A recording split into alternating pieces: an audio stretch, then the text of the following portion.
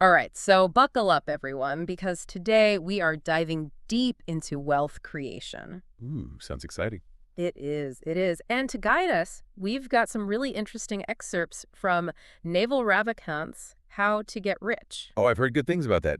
It's not your typical, like, step-by-step guide, right? Exactly. It's more about the mindset and the kind of like the underlying principles that he thinks you need to build wealth. Oh, so it's like the mental game of wealth creation. Yeah, exactly. And he's got a lot of interesting things to say about, wealth, freedom, even status. Okay, that's fascinating. I mean, those are all kind of tied together in a way, aren't they? Yeah, absolutely. And one of the first things he does is really challenge like our typical definition of wealth. Oh, okay, how so? So forget about, mansions and fancy cars. Naval's talking about wealth as freedom. Freedom, huh?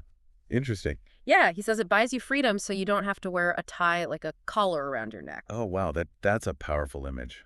Right, like you think about that commute, that soul-crushing commute, or maybe a job you just absolutely hate, like wealth, to him is about escaping all that. Yeah, so it's about having the autonomy to live life on your own terms. Exactly. It's like, what does freedom really mean to you? Is it being able to choose your work, set your own hours, or something else entirely? Yeah, yeah, that's something to really think about. Now, how does he contrast that with, you mentioned status earlier. Right. So he sees status as this kind of zero-sum game. Okay, so someone always has to lose for someone else to win. Exactly. Like think about politics or competitive sports. There's always a winner and a loser. Right, right.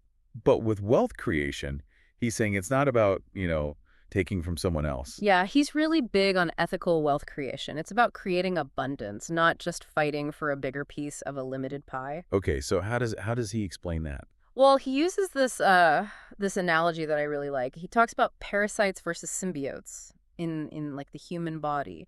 Okay, that's an interesting comparison. I see where he's going with that. Yeah, so too many parasites and the whole system crashes, right? But symbiotes, the ones that actually contribute something, they're essential for the whole thing to grow and survive. I see. So he's saying that true wealth creators, they're like those symbiotes, they're adding value to the system. Exactly. And that challenges this whole like scarcity mindset that a lot of people have. Yeah, like there's only so much to go around. So he's suggesting that, at least theoretically, everyone could be wealthy. Yeah, and I think it's kind of a hopeful way to look at it. I mean, think about it. Most people today are way wealthier than like royalty a few hundred years ago, right? That's true, yeah. And it's thanks to all those innovations, technology, medicine, the internet. Exactly. It's about making the pie bigger, not just fighting over the crumbs. Okay, so we've got freedom, we've got abundance. What else does he talk about? Well, this is where he flips the script on something a lot of people believe in, getting lucky. Oh, interesting. So he's saying it's not just about being in the right place at the right time. Not exactly. He actually breaks luck down into four categories. Fair categories. Okay, I'm curious. So there's blind luck, which you can't control, right? Then there's luck that comes from hustling, like putting yourself out there and creating more opportunities. Right, so it's like the more you do, the luckier you get. Exactly. Then there's luck from preparation, being ready when opportunity knocks. Makes sense. Like you're prepared so you can actually seize the moment when it arrives. And then the most interesting one, he calls it luck from unique character. Okay, what does that mean? So it's not just about, winning the lottery. It's about becoming the kind of person who, like, attracts good fortune. Someone known for integrity, long-term thinking, a willingness to create value. I see. So you're creating the conditions for good luck to find you. Exactly. He actually uses Warren Buffett as an example. He says Buffett gets incredible deals because of his reputation, his track record. It's like those opportunities are seeking him out. Right. It completely changes how you think about luck, doesn't it? Yeah, it's not just this passive thing that happens to you. You can actively cultivate it. Absolutely. And that really leads into this next part about career paths. Okay, what does he say about careers? Well, he's not a big fan of just renting out your time. Okay, the classic 9 to 5, trading hours for dollars. Right. And he says the problem is when you're selling your time, you're essentially replaceable. Because anyone can be trained to do a specific task. Exactly. And your earning potential is capped by how many hours you can physically work. Right. So even if you're working super hard, you're still limited. Yeah, and if you think about it in the context of like AI and automation, it becomes even more important to figure out how to create value that goes beyond just, trading your time. Absolutely. So what does he suggest as an alternative? He contrasts it with owning equity. Owning a piece of the pie. so to speak. Exactly. So owning a piece of a business, a product, something that generates income, even when you're not actively working. It's like building something that works for you even while you sleep. Yeah. So how do you make that shift? Yeah. From renting your time to owning equity. Any like practical tips here? Well, he talks about looking for professions with a high degree of leverage. Okay, leverage. What does that mean in this context? It's where your input doesn't directly correlate with your output. So one unit of your effort can produce like a massive result. Oh, I see. So it's about impact, not just effort. Exactly. He uses the example of software engineers.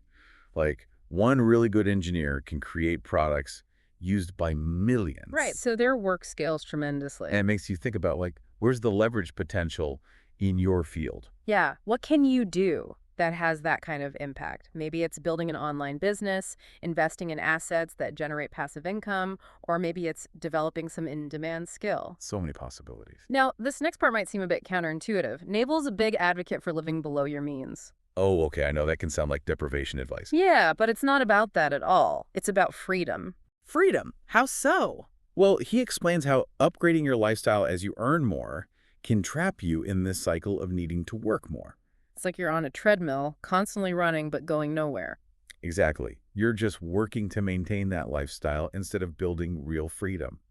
And he makes this bold comparison. He says relying on a monthly salary can be as addictive as heroin. Whoa, that's a strong statement. Yeah, but he's saying both create this cycle of needing more, more, more. Right, it keeps you tethered to that paycheck instead of building real wealth and freedom. Exactly. So it's about breaking free from that cycle. Okay, so how do you do that? What's the alternative? He talks about earning money in like discrete lumps. Discrete lumps, so not a steady stream of income. Right. That way your lifestyle doesn't immediately adjust and you can invest more, build wealth faster. Makes sense.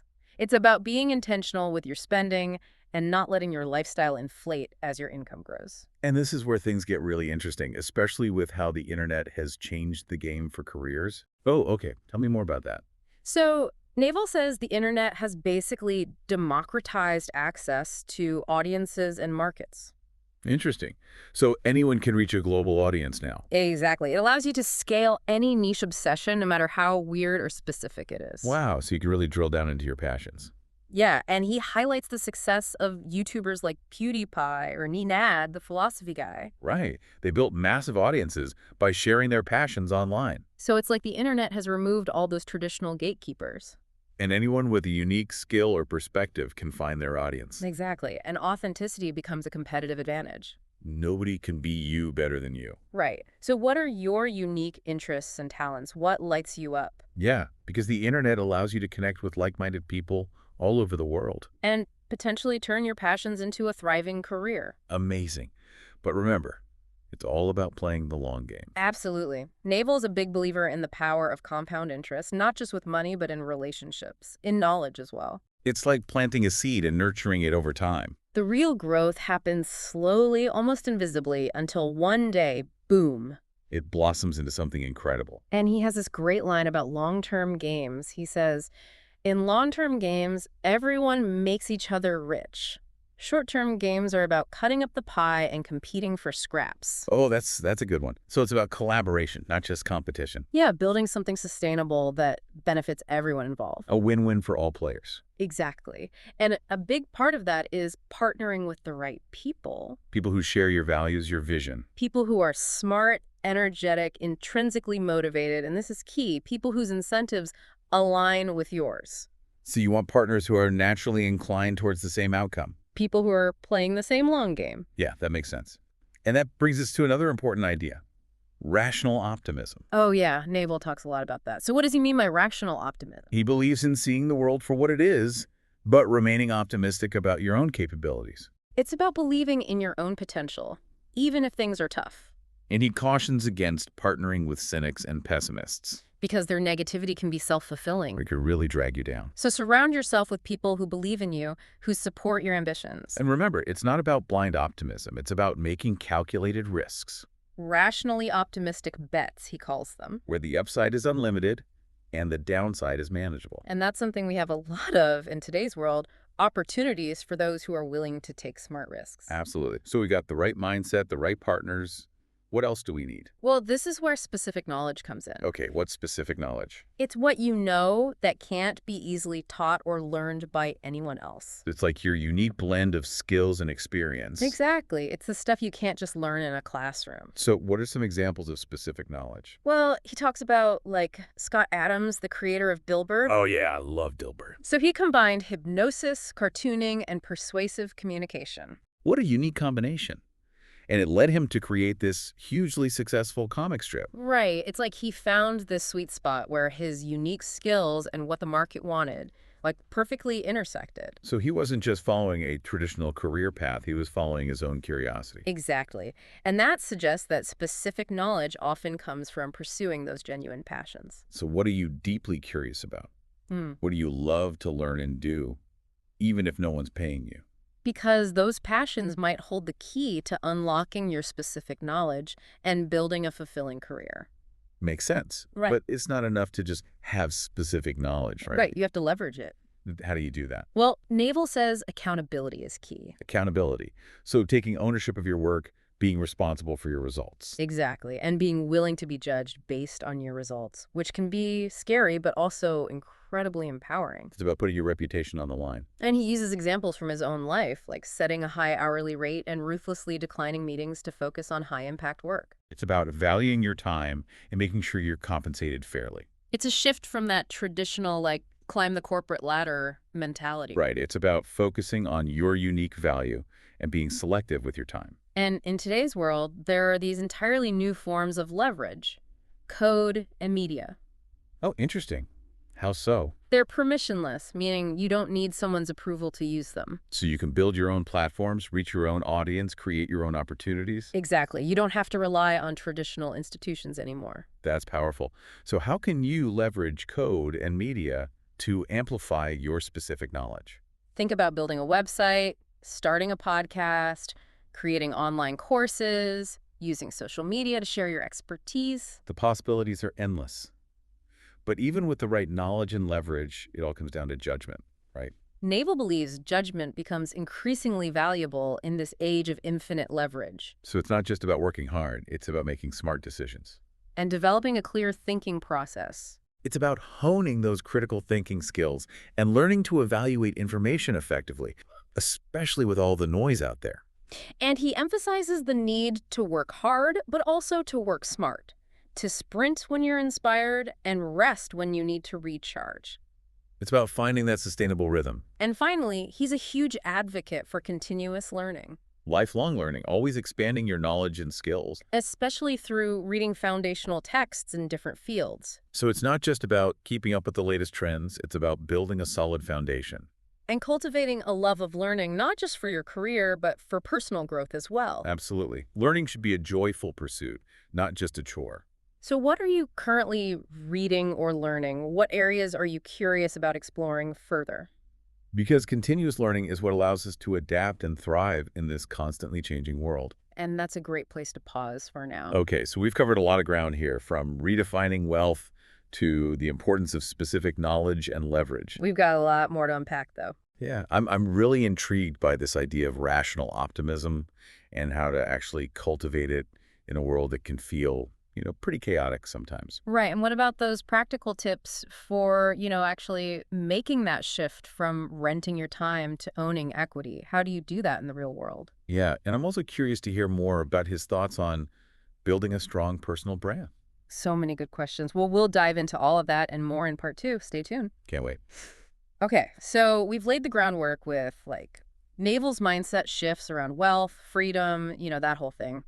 But he doesn't leave us hanging with just theories. He actually gets into some pretty tactical advice. Oh, good. I was hoping for some actionable takeaways. Yeah, and one that stood out to me was his advice on, like, setting an aspirational hourly rate for yourself. An aspirational hourly rate. Okay, I like where this is going. Right, so even if it feels like totally out of reach right now, start thinking about what your ideal hourly rate would be.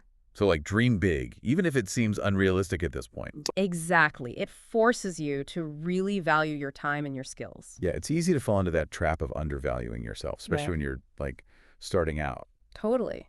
But if you don't believe your time is valuable, how can you expect anyone else to? So true. And this ties into, being more strategic with your time Oh overall yeah, big time. Constantly evaluate how you're spending your hours. and focus on those high-impact activities that actually move you closer to your goals. Right. If you can outsource or delegate tasks that someone else can do for less than your, aspirational rate, it's a win-win. I like that. So it's not just about earning more, it's about optimizing how you spend your time and your money. Exactly. Like, if I can hire someone to cook healthy meals or run errands for less than what I could be earning focusing on, my zone of genius, it's actually a smart financial move. Right. It challenges that whole I have to do everything myself Hmm. mentality. And it frees you up to focus on what you're truly good at. Now, this doesn't mean avoiding hard work altogether, though. Oh, absolutely not. But even Naval's take on hard work is different. How so? It's not about mindlessly grinding away. It's about working smart. Working smart, not just hard. He has this great analogy about a lion hunting. Okay, a lion hunting. I'm intrigued. So lions, they don't just like run around all day. Right, they conserve their energy. They strategize, they wait for the perfect moment, and then bam, they strike. I love that visual. It's like work smarter, not harder. Exactly. Work in alignment with your natural energy cycles. Sprint when you're feeling inspired. Rest when you need to recharge. It's about tapping into those flow states where we're like totally in the zone. And this next bit is going to resonate with a lot of people out there, myself included. Okay, hit me with it. Naval has this saying, impatience with actions, patience with results. Ooh, I like that. Say that again. Impatience with actions, patience with results. It's so easy to get caught up in the hustle and expect like instant gratification. Right, but real success takes time. It's a long game, remember? Totally. It's like planting a seed. You got to nurture it consistently and trust that it will eventually bear fruit. Okay, I'm definitely going to try to remember that one. Speaking of being strategic with your time, I think this next piece of advice is crucial, but can be tough to put into practice. Okay, lay it on me. Naval talks about being too busy to do coffee while still keeping an uncluttered calendar. Wait, how do you do that? That sounds like a paradox. Wait, it's like what? But I think what he's getting at is the importance of being like ruthlessly protective of your time and energy, Okay, so it's about saying no to things that don't align with your priorities. even if they seem like good opportunities on the surface. So you can create space for the things that really matter. Be intentional with your time. Don't let your calendar get hijacked by other people's agendas. He argues that if you have something truly valuable to offer, busy people will make time for you. You don't have to chase opportunities, they'll come to you. Now, it's not just about saying no to things, though. It's also about saying yes to the right things. Even if they're outside your comfort zone. Okay, so how do you find those right things?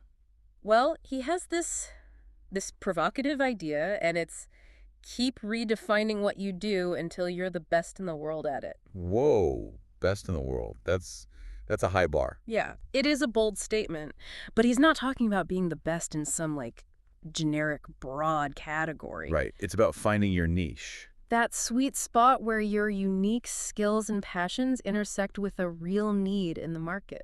I like that. So it might take some time, some experimentation, You might have to refine it along the way. until you find that perfect fit where you can really shine. So it's okay to not have it all figured out right away. Embrace the journey. Exactly. Be willing to iterate, trust the process. And once you find that niche, there's a powerful way to stand out from the crowd. Which is? Authenticity.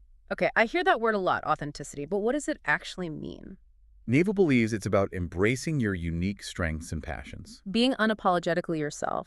He argues that, competition often traps us in these lesser games where we're playing by someone else's rules. Right, we're trying to fit in instead of standing out. But when we're authentic, we create our own game, one we're naturally inclined to win. Okay, I get the idea of playing stupid games, win stupid prizes, but isn't there a risk of being too selective and missing out on opportunities? That's a valid concern, yeah. It's a balance for sure. So how do you know when to say yes and when to say no? Well, I think Naval's point is that by focusing on what truly aligns with your values and goals, you're more likely to find fulfilling and sustainable success. It's about being discerning, not just chasing every shiny object that comes along. And when you do find those opportunities that resonate, be patient. Play the long game. He says on a long enough time scale, you will get paid. I love that. It's a reminder that real success takes time and consistent effort. It's not about chasing overnight wins. It's about laying the groundwork for lasting wealth and fulfillment. And sometimes that means rejecting conventional advice. Wait, reject advice. Isn't that a bit risky? Well, Naval has this interesting perspective on advice. He says most advice is people giving you their winning lottery ticket numbers. Oh, interesting.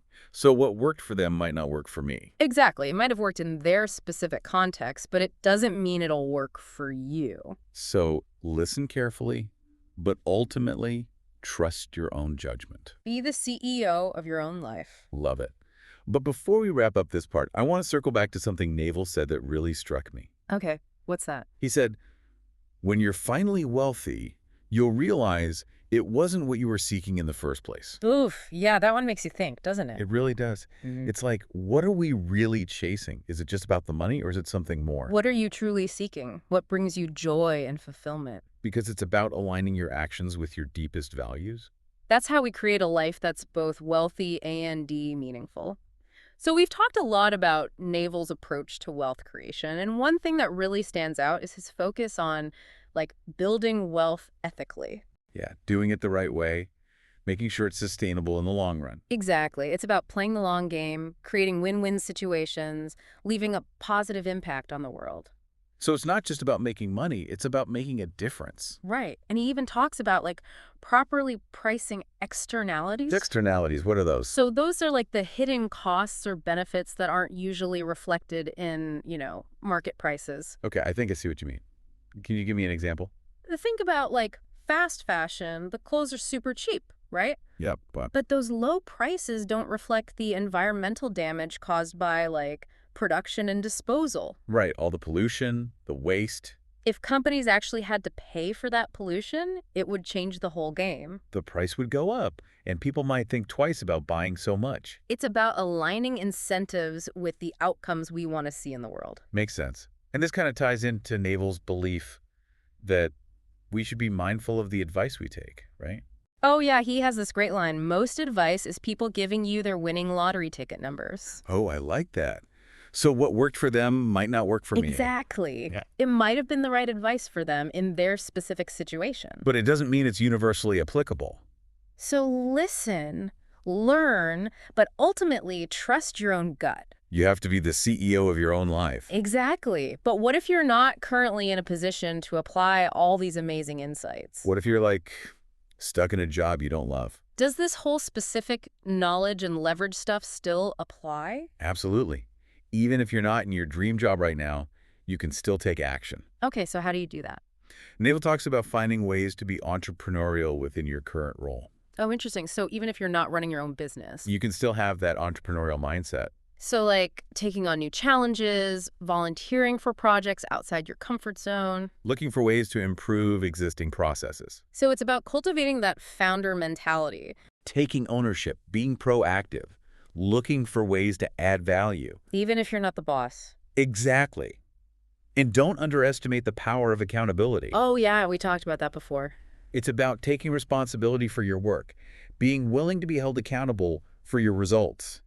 And proactively seeking feedback. It's about stepping up and demonstrating your value. Which can lead to new opportunities, promotions, all that good stuff. And of course, continuous learning is crucial. Always be learning, right? But it's not just about passively absorbing information. It's got to be practical. You have to apply what you learn. So find ways to learn by doing, whether it's through side projects, volunteering, taking on new challenges at work. You're already a lifelong learner, so keep exploring. Naval also emphasizes building a strong personal brand. Oh, that's a good point. But how do you actually DO that? What does that even mean? It's about how you present yourself to the world, both online and offline. So it's about your reputation, your expertise, how you communicate your values. He suggests cultivating a reputation for excellence, integrity, authenticity. Be yourself, but be the best version of yourself. And build a strong network of relationships. But remember, quality over quantity. It's not about collecting business cards or having thousands of followers. It's about genuine connections with people who share your values and aspirations. Be generous with your time and knowledge.